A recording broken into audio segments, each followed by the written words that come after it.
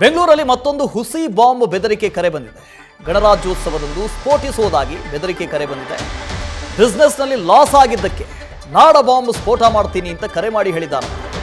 Rameswaram cafe ರೀತಿಯಲ್ಲಿ blast ಮಾಡ್ತೀನಿ ಅಂತ ಹುಸಿ ಬಾಂಬ್ ಬೆದರಿಕೆ ಹಾಕಿದ್ದಾರೆ.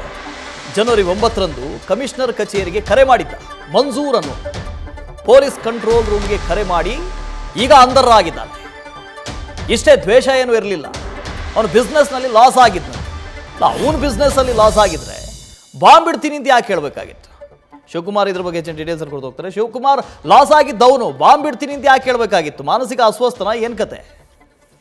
ವಸುದೇವ್ ಆರೋಪಿ ಮನ್ಸೂರ್ ಏನಿದ್ದಾನೆ, ಈತ ಮೂಲತಃ ಬೆಂಗಳೂರಿನ KR ಮಾರ್ಕೆಟ್ನವನು. ಇಲ್ಲಿ ಈತ ಪ್ರಾವಿಷನ್ ಸ್ಟೋರ್ ಅನ್ನ ಮಾಡ್ತಿರ್ತಾನೆ. ಕಳೆದ ಕೆಲವು ತಿಂಗಳ ಹಿಂದೆ ಪ್ರಾವಿಷನ್ ಸ್ಟೋರ್ ಬಿಸ್ನೆಸ್ ಲಾಸ್ ಆಗಿ ಆತ ಅಂಗಡಿಯನ್ನ ಕ್ಲೋಸ್ ಮಾಡ್ಕೊಂಡಿರ್ತಾನೆ. ಜೊತೆಗೆ ಹೊಸದಾಗಿ ಸ್ಕ್ರಾಪ್ ಬಿಸ್ನೆಸ್ ಮಾಡ್ಬೇಕು ಅಂತ ಹೇಳಿ ಓಡಾಡ್ಕೊಂಡಿರ್ತಾನೆ. ಈತನ ಪ್ರಾವಿಷನ್ ಸ್ಟೋರ್ ಬಿಸ್ನೆಸ್ ಲಾಸ್ ಆಗ್ಲಿಕ್ಕೆ ಆತನ ಅಂಗಡಿಯ ಅಕ್ಕಪಕ್ಕದಲ್ಲಿದ್ದಂತ ಬೇರೆ ಅಂಗಡಿಗಳಿಗೆ ಬಿಸ್ನೆಸ್ ಆಗ್ತಿರುತ್ತೆ. ಜೊತೆಗೆ ಹೊಸದಾಗಿ ಕೆಲವೊಂದಷ್ಟು ಅಂಗಡಿಗಳು ಓಪನ್ ಆಗ್ತವೆ.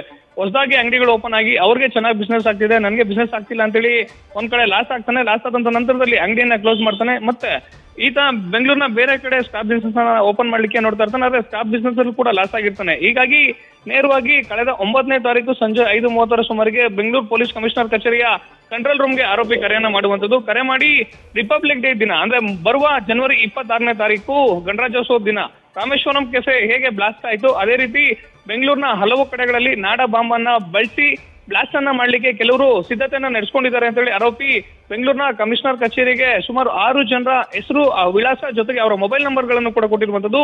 ಮೊದಲಿಗೆ ಪೊಲೀಸರು ಕರೆ ಮಾಡಿದಂತ ವ್ಯಕ್ತಿ ಹೇಳ್ತಿರುವಂತ ಮೊಬೈಲ್ ನಂಬರ್ಗಳು, ಅಡ್ರೆಸ್ ಅನ್ನ ಪಡ್ಕೊಳ್ತಾರೆ. ಜೊತೆಗೆ ಕೊಡ್ತಿದ್ದಂತ ಇನ್ಫಾರ್ಮೇಶನ್ ಕರಾರುವಕ್ಕಾಗಿ ಇರ್ಬೋದು ಅಂತೇಳಿ ಖುದ್ದು ಹಿರಿಯ ಪೊಲೀಸ್ ಅಧಿಕಾರಿಗಳ ಗಮನಕ್ಕೆ ಕಂಟ್ರೋಲ್ ರೂಮ್ ನ ಸಿಬ್ಬಂದಿ ತರುವಂತ ಕೆಲಸವನ್ನ ಮಾಡ್ತಾರೆ. ಜೊತೆಗೆ ಆರೋಪಿ ಮನ್ಸೂರ್ ಏನಿದ್ದಾನೆ, ಈತ ಫೋನ್ ಅನ್ನ ಮಾಡಿದಂತ ಸಂದರ್ಭದಲ್ಲಿ ಕಂಟ್ರೋಲ್ ರೂಮ್ಗೆ ತನ್ನ ಹೆಸರು ರಿಯಾಜ್ ಅಂತ ಹೇಳಿ ಹೇಳುವಂತದ್ದು. ರಿಯಾಜ್ ಅಂತ ಹೇಳಿದಂತವನು HBR layout, Neelasandra, Jayanagar, KR market ಜೊತೆಗೆ ಅಂದ್ರೆ ಈತ ಏನ್ 6 ಜನ ನಂಬರ್ ಅನ್ನ ಕೊಟ್ಟಿರ್ತಾನೆ. ಇವರೆಲ್ಲರೂ ಕೂಡ ಬೆಂಗಳೂರಿನ ಹಲವು ಕಡೆಗಳಲ್ಲಿ ಕೆಲವರು ಸ್ಟಾಪ್ ಬಿಸ್ನೆಸ್ ಅನ್ನ ಮಾಡಿದ್ರೆ, ಕೆಲವರು ಪ್ರಾವಿಷನ್ ಸ್ಟೋರ್ ಗಳನ್ನ ಇಟ್ಕೊಂಡು ಕೆಲಸವನ್ನ ಮಾಡ್ತಿರ್ತಾರೆ. ಇವ್ರಿಗೂ ಆರೋಪಿ ಹೇಳಿದಂತ ವಿಚಾರಕ್ಕೂ ಯಾವುದೇ ರೀತಿಯಂತ ಸಂಬಂಧ ಇರೋದಿಲ್ಲ. ಆದ್ರೆ ಆರೋಪಿ ತನ್ನ ಬಿಸ್ನೆಸ್ ಲಾಸ್ ಆಗ್ಲಿಕ್ಕೆ ಇವರೆಲ್ಲರೂ ಕೂಡ ಕಾರಣ ಅಂತೇಳಿ ಕೆಲವರು ಹೆಸರು ಹಾಗೂ ಮೊಬೈಲ್ ನಂಬರ್ ಹಾಗೂ ಅಡ್ರೆಸ್ ಅನ್ನ ಕೊಡುವಂತದ್ದು.